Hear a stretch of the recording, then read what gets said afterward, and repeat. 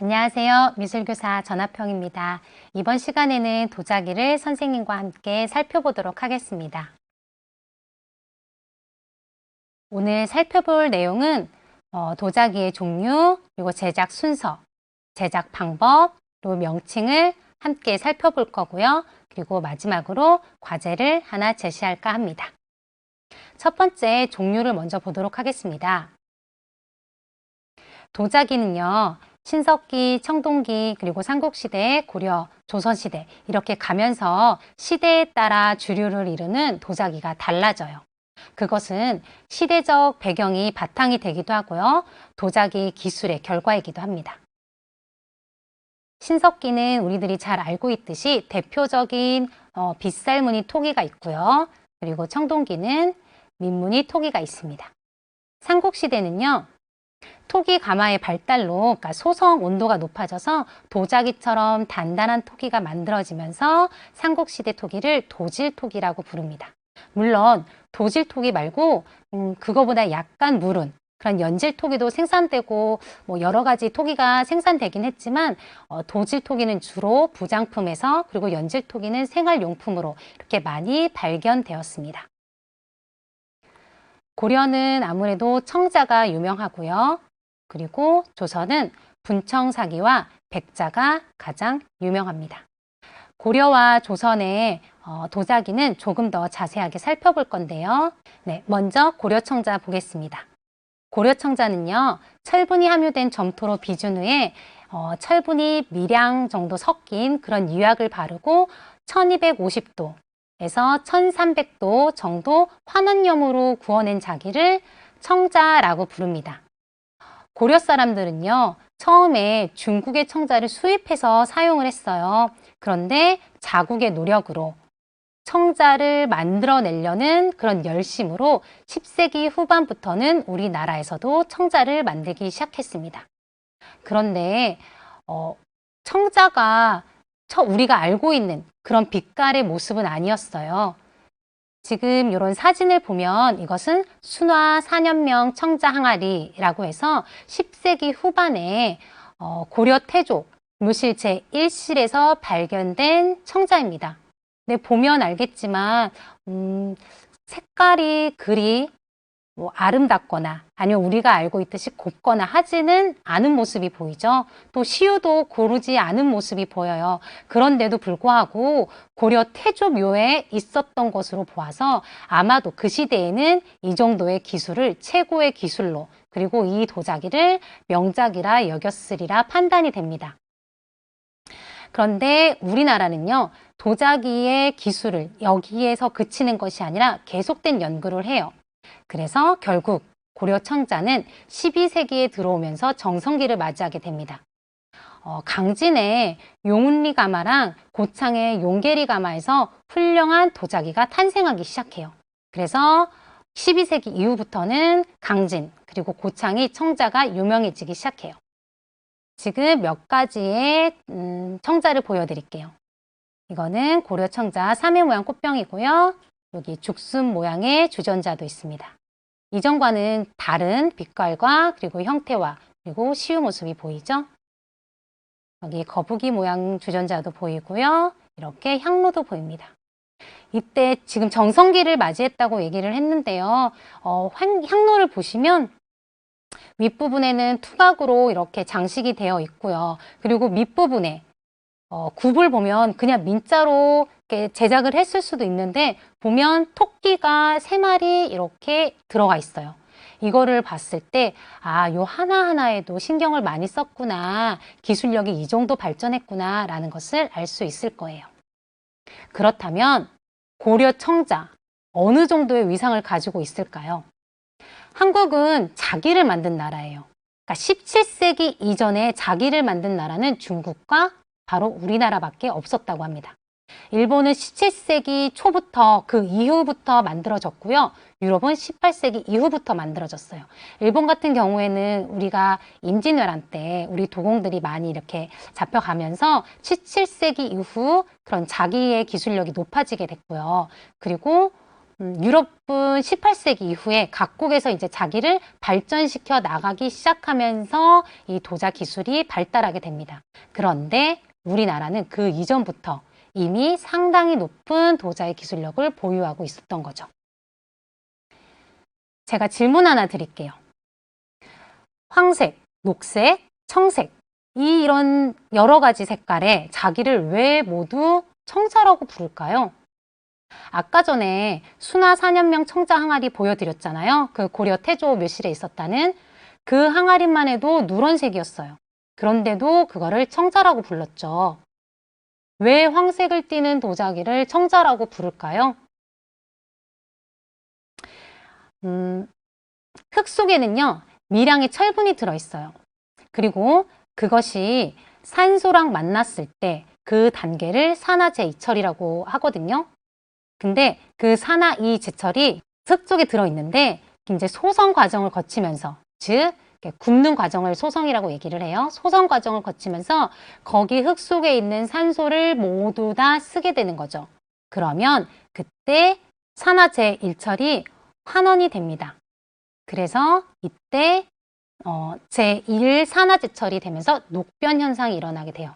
혹시 과학 시간에 그런 거 배우셨나요? 제2산화철에서 일어나는 현상을 황변 현상이라고 하고 제1산화철에서 일어나는 현상을 녹변 현상이라고 한다라는 거를 혹시 들어보셨는지 모르겠어요. 다시 말해서 황변 현상까지 구워지면 황색을 띠게 되고요. 그리고 녹변 현상까지 구워지면 청색의, 그러니까 비색의 청자가 되는 것입니다. 다시 한번 정리하자면 흙 속에 들어있는 미량의 철분이 불의 작용으로 어떻게 변하느냐에 따라서 달라지는 것입니다. 그러니까 황변 현상까지 구워지면 황색을 띠게 되는 거고요. 녹변 현상까지 구워지면 청색의 청자가 되는 것입니다.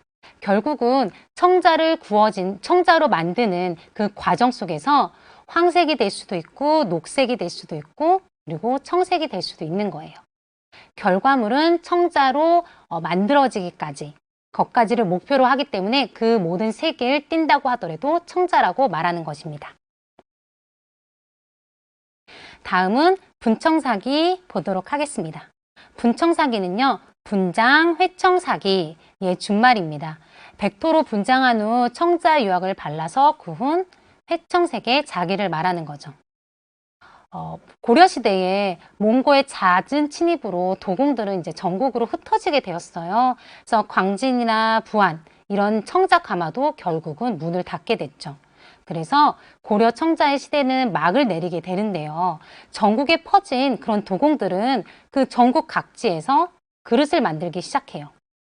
물론 청자를 만들었던 그런 도공들이 많기 때문에 처음 시작은 청자의 기법대로 만들었어요. 그런데 청자와 다른 것이 뭐냐면 좋은 흙이라든지 혹은 유약이 좋은 유약이 아니었기 때문에 그 전에 청자와 같은 그런 고운 빛깔이 나지 않는 거죠. 그래서 비색이 아닌 회색 또는 누런색이 돼버렸어요. 그래서 여기에다가 백토로 분장을 하기 시작한 겁니다. 그래서 여기 분청사기는 분장한 회청사기라는 뜻이 되는 거예요. 초기에 분청사기는 그 청자 만드는 기법을 사용했다고 했어요. 그게 대표적인 게 상감 기법이에요. 이따가 그 기법을 또 하나씩 바라볼 텐데요. 분청사기의 초기는 그래서 상감 기법과 그리고 그 다음에 이제 뭐 인화 기법 이런 것도 사용을 하는데요. 그런 것이 특징이고요. 그리고 분청사기 같은 경우에는 관요가 아닌 민요에서 제작이 됐어요. 그러니까 나라에서 주관하는 가마가 아니라 그러니까 뭐 지방에서 그리고 지방의 특색을 살린 그런 가마로 이제 도자기를 만들게 되죠. 그래서 특징은요, 민요에서 제작되다 보니까 이것이 서민적이고 지역별 개성이 드러납니다. 세계 어느 나라든지 도자기는요, 귀족층의 전유물이었죠. 그런데 우리들은 서민들이 직접 스스로 아주 이런 훌륭한 예술품을 만들어내게 됩니다. 분청사기는 한국 고유의 도자기입니다. 예시를 좀 보여드릴게요. 이런 것이 분청사기예요. 이런 항아리도 있고요. 네, 이런 것도 있고 이런 모습도 있습니다. 조선 백자 보여드릴게요. 조선 백자는 조선시대 임진왜란 후에 이제 조선 백자가 주류를 이루게 돼요. 백자는 청조와 다르게 태토 속에 철분이 완벽하게 제거된 백토, 즉 고령토라고 하는데요. 그걸로 제작하는 것을 백자라고 합니다. 아까 전에 도공들이 흩어졌다는 얘기를 했어요. 조선 쪽 흩어진 도공들이 이제 어디에 얼마큼 흩어졌는지 가늠하기가 힘든 거죠.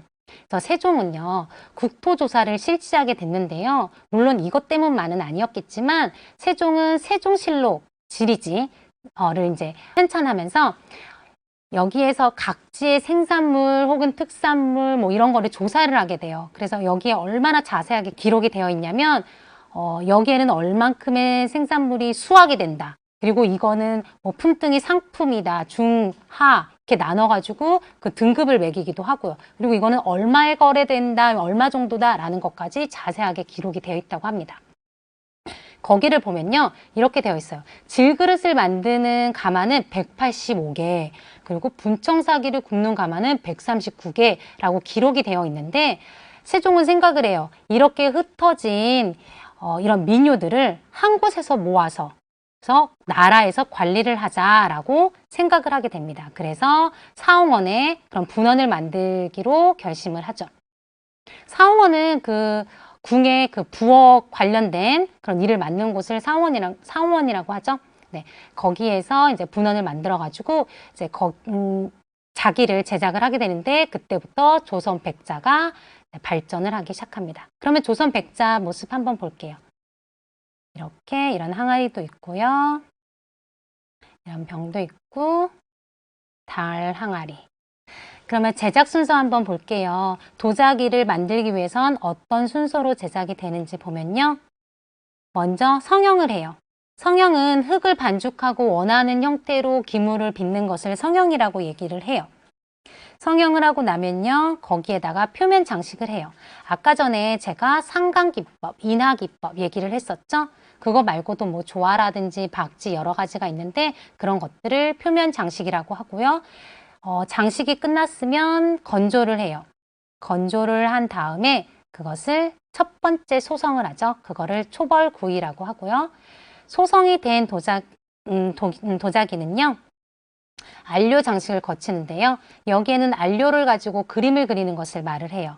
그것이 끝나면 시유를 하는데 시유는 그 기물에다가 유약을 바르는 것을 얘기를 하고요.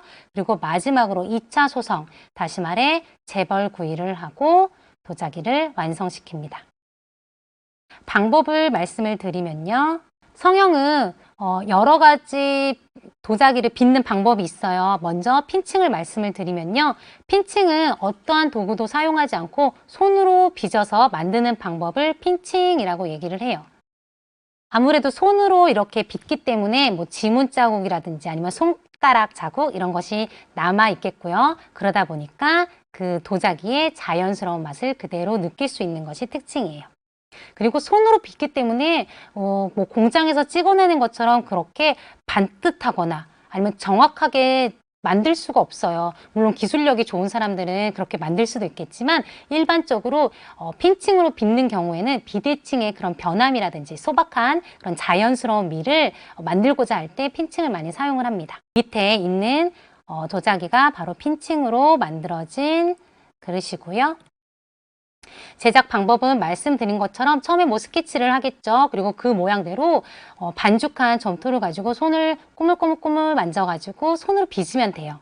그러면 모양이 다 완성이 되면 이것을 천천히 건조할 수 있도록 신문지가 됐든 아니면 비닐이 됐든 살짝 덮어놔서 뭐 천천히 말라서 갈라지지 않도록 이렇게 건조하는 것을 제작 방법으로 봅니다. 다음은 코일링이고요. 코일링은 흙가래 기법이라고도 얘기를 해요.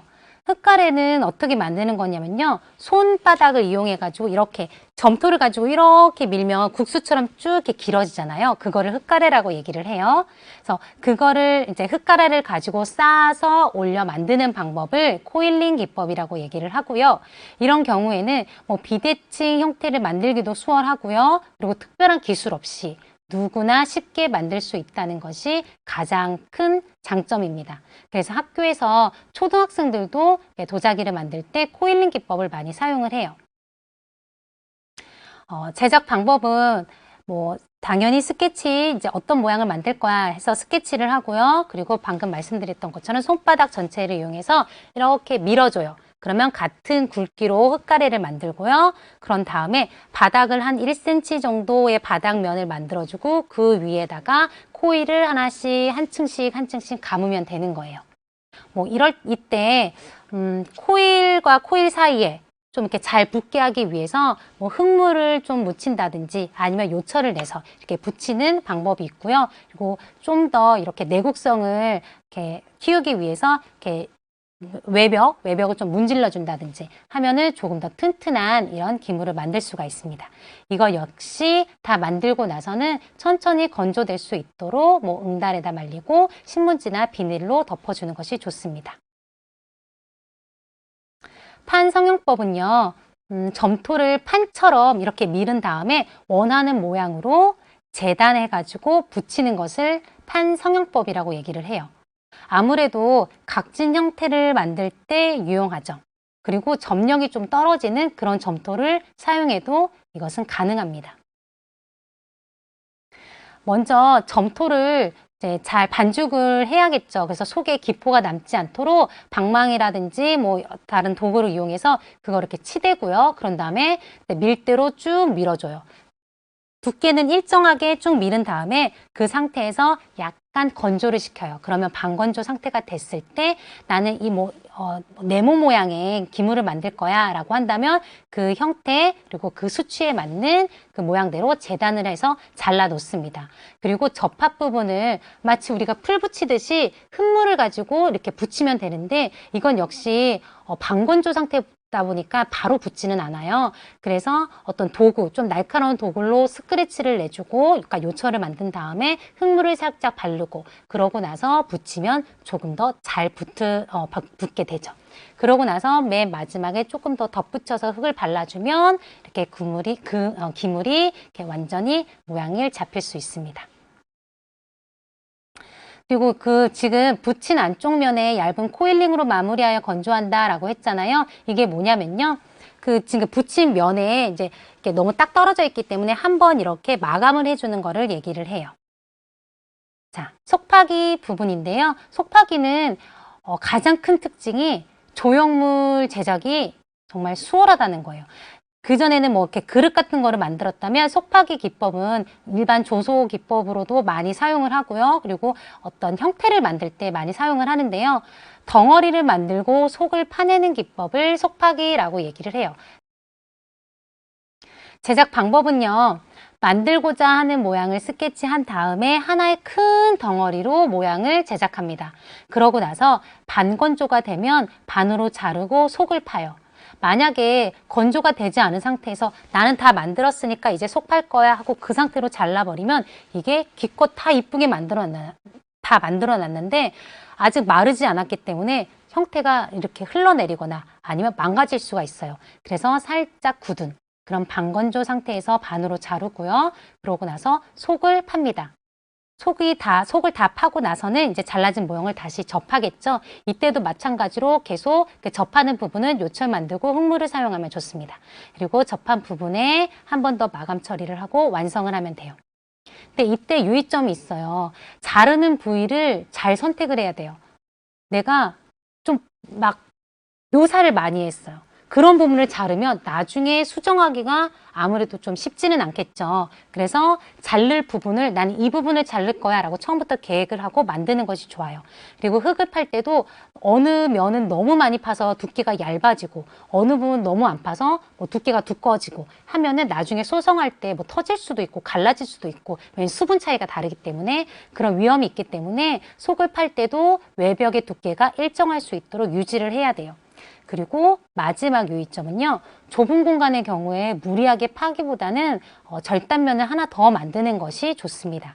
예를 들어 드릴게요. 제가 만약에 이렇게 어떤 모형을 만들려고 해요. 그러면 이것을 그냥 판다면 힘들 거예요. 아래 부분에는 넓은 면적이 있는데 윗부분 목은 좀 좁아질 테고요. 그리고 다시 얼굴, 머리 부분은 또 공간이 넓어요. 이런 경우에는 이렇게 한번 자르는 거죠. 목을 자르니까 약간 좀 무섭다 생각이 드실 텐데 목을 잘라서 이렇게 아랫부분 파고요. 그리고 윗부분을 이렇게 파면은 됩니다. 그리고 보면은 왼쪽에 머리 부분도 파기가 조금 힘들 것 같아요. 그래서 저는 한 번 더 이렇게 잘랐어요. 그래서 왼쪽 부분, 오른쪽 부분을 한 번 더 이렇게 일정한 두께로 파기 위해서 잘라서 나중에 다시 접합해서 이렇게 모양을 만들었습니다. 물레는요, 우리가 가장 많이 알고 있는 방법일 것 같아요. 물레를 사용해서 도자기를 만드는 방법인데요. 물레는 전기 물레, 손물레, 발물레 뭐 여러 가지가 있어요. 근데 이거는 아무래도 전문적인 기술을 요하다 보니까 쉽게 할 수는 없는 것이 단점이에요. 하지만 무엇보다 대량으로 만들고 그리고 대칭형 형태를 만들 때 정말 수월해요. 제작 방법은요. 뭐 기물 위에다가 흙을 가운데 이렇게 세워 놓고요. 그런 다음에 중심을 잡아 놓고 이제 그 물레를 돌리고요. 그런 다음에 흙을 잡고 이제 가운데 센터를 맞춰줘요. 그런 다음에 센터가 맞으면 두 손을 감싸서 이제 점점 밑에 구멍을 검지를 이렇게 가운데다 놓고서는 쭉 기물을 이렇게 늘리면요. 그릇을 만들 수가 있는데 뭐 손의 압력이라든지 아니면 손의 모양에 따라서 기물이 크기나 아니면 두께나 그리고 뭐 높이 이런 거를 조절할 수가 있습니다. 그리고 나중에 이제 스폰지나 이런 거를 가지고 마무리를 해주고요. 그리고 이것도 이제 맨 마지막에 반건조 상태에 굽을 깎아서 마무리하는 걸로 해서 기물을 만들 수가 있어요. 유의점은요, 성형하는 도중에 이게 잘 안 돼요 라고 해서 물을 많이 쓰는 학생들이 있더라고요. 근데 물을 많이 쓰게 되면은 이제 물이 진떡진떡해지면서 나중에 하다가 이게 뚝 잘리는 경우가 있어요. 그래서 물의 조절이 좀 필요하다는 것과 그리고 이제 다 만들어서 이제 철사 같은 걸로 잘랐어요. 그랬을 때 이거를 기물을 옮겨놔야 되는데 자칫해서 잘못 들으면 아랫부분이 망가질 수도 있고요. 내려놓는 과정 속에서도 그것이 좀 망가지는 경우가 있어요. 그래서 이거를 이제 나중에 자르고 나서 기물이 병현되지 않도록 안전하게 내려놓는 것 또한 좀 주의가 필요합니다. 그리고 마지막 굽을 깎을 때 반건조 상태에서 이제 굽을 깎으려고 해요. 그러면 바닥의 두께를 고려를 해야 되는데 이렇게 굽을 깎아야 되거든요. 근데 이제 자르다 보니까 바닥면이 어디까지 바닥면인지를 몰라서 계속 깎다 보면 이렇게 구멍이 날 수도 있어요. 그렇기 때문에 이런 것도 이제 뭐 감각으로 아시는 분들도 있고 계속 확인하면서 어느 정도 이제 두께가 남았어 확인하면서 하시는 분도 있는데 이것 또한 기술을 필요로 하기 때문에 그렇게 쉬운 제작 방법만은 아닙니다. 석고틀 성형은요. 석고로 틀을 만들어서 그 안에다가 점토를 붙이고요. 그런 다음에 그거를 빼놔가지고 굽는 그런 방법을 석고틀 성형이라고 얘기를 해요.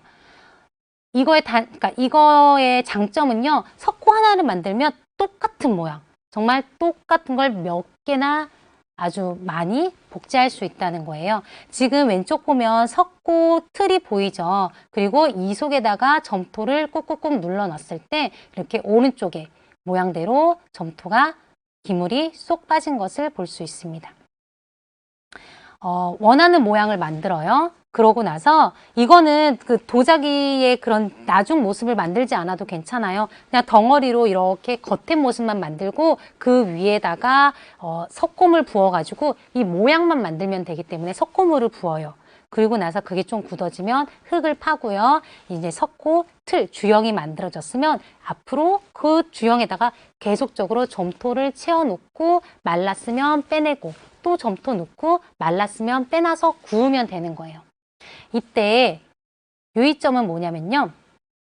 석고를 붙이고 나서 그러니까 석고에다가 흙을 붙이고 나서 바로 빼면 절대 빠지지 않아요. 살짝 이거를 건조시켜야지 건조되면서 이게 물기가 이렇게 빠지면서 수축되고 그 틈이 생기거든요. 그때 빼야지 잘 빠집니다. 그래서 약간 기다려야 되는 그런 시간이 필요하다는 거가 유의점이에요. 그리고 복잡한 형태를 만들 때는 이제 쪼갠볼을 사용하기도 하지만 쪼갠볼을 사용하지 않겠다라고 하면 처음부터 이렇게 석고를 뒤집었을 때 흙이 잘 빠질 수 있는 형태를 만드는 것이 좋습니다. 다음은 표면 장식 방법이에요.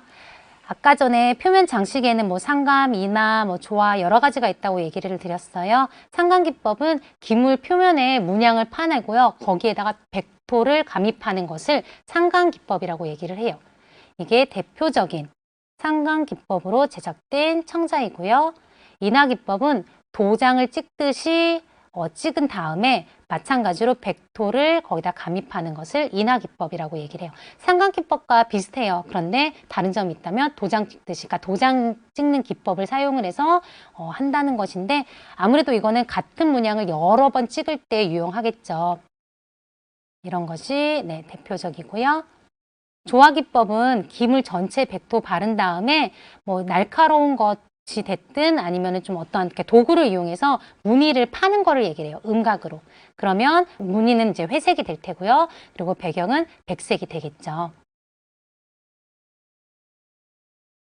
박지 기법은 반대라고 생각을 하면 돼요. 조화 기법과.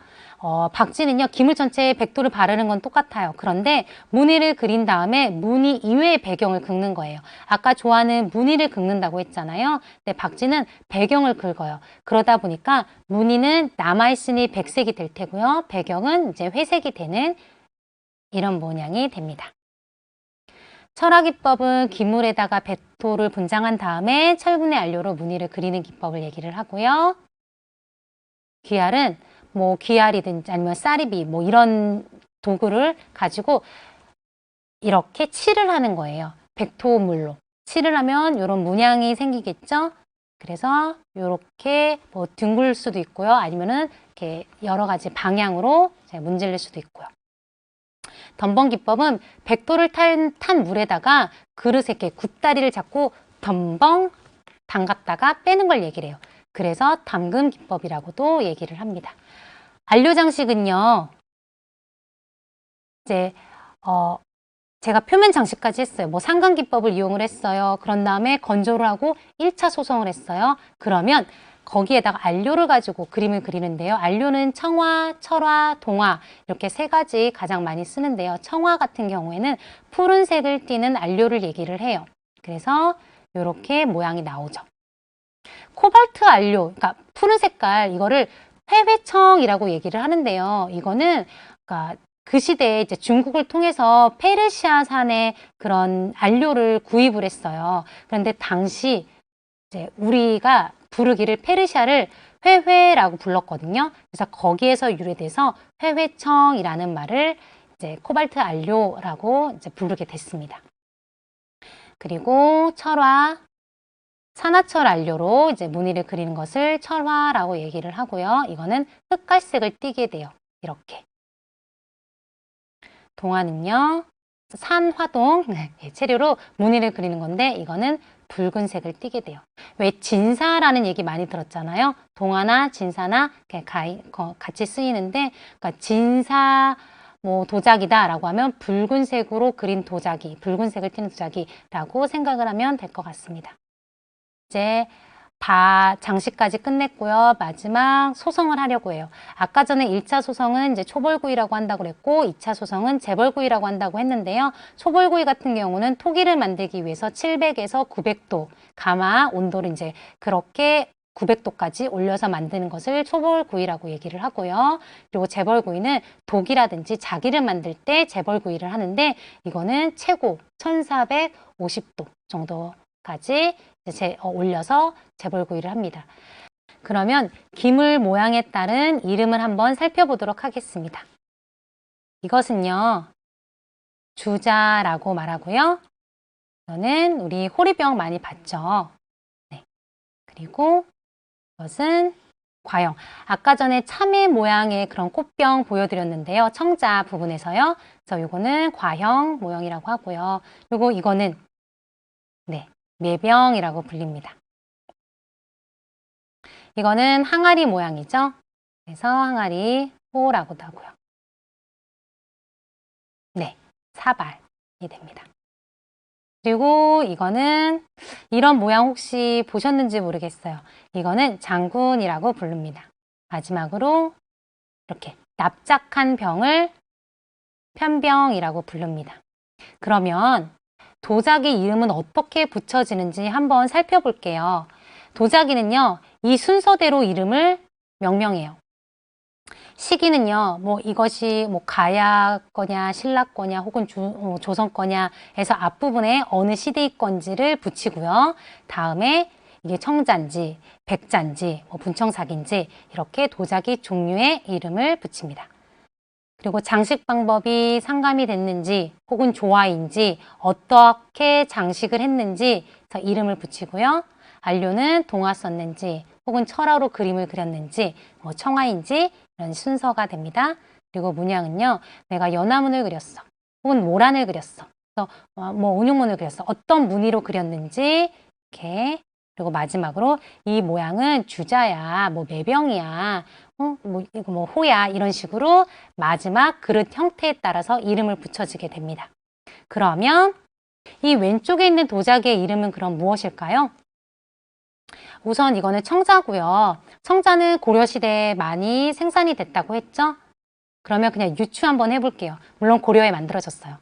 청자니까 고려겠다라고 유추는 할 수 있을 것 같은데, 보면요, 이거는 고려에 만들어진 고려 청자고요. 상감으로 만들었고요. 그리고 여기에는 운항문, 구름이랑 학이 그려진 문양이란 뜻이죠. 운항문으로 만들어진 매병입니다. 그래서 이 기물의 이름은 고려청자 삼간 운항문 매병이 됩니다. 마지막으로 이제 여러분께 과제를 드리려고 하는데요. 비싼 점토가 아니더라도 그냥 쉽게 주변에서 구매할 수 있는 그런 점토를 가지고 도자기를 한번 빚어봤으면 좋겠어요. 그래서 나만의 도자기를 빚고 나서 방금 말씀드린 명명 방법에 따라서 자신만의 도자기 이름을 붙여주면 좋을 것 같아요. 이상으로 도자기 수업을 마치도록 하겠습니다. 수고하셨습니다.